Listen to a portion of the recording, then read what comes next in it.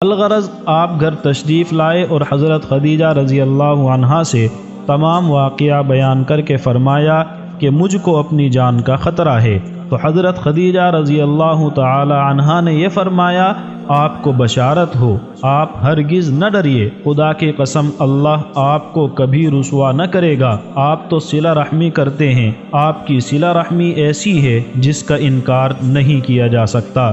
ہمیشہ آپ سچ بولتے ہیں، لوگوں کے بوجھ کو اٹھاتے ہیں، یعنی دوسروں کے قرضے اپنے سر رکھ لیتے ہیں، نادار اور غریبوں کی خبر گیری فرماتے ہیں، امین ہیں، لوگوں کی امانتیں ادا کرتے ہیں، مہمانوں کی مہمان نوازی کا حق ادا کرتے ہیں، صحیح اور حق کاموں میں آپ ہمیشہ معین اور مددگار رہتے ہیں۔ ایک اور روایت میں ہے کہ حضرت خدیجہ رضی اللہ عنہا نے یہ بھی فرمایا کہ آپ کبھی کسی بے حیائی کے پاس بھی نہیں پھٹکے۔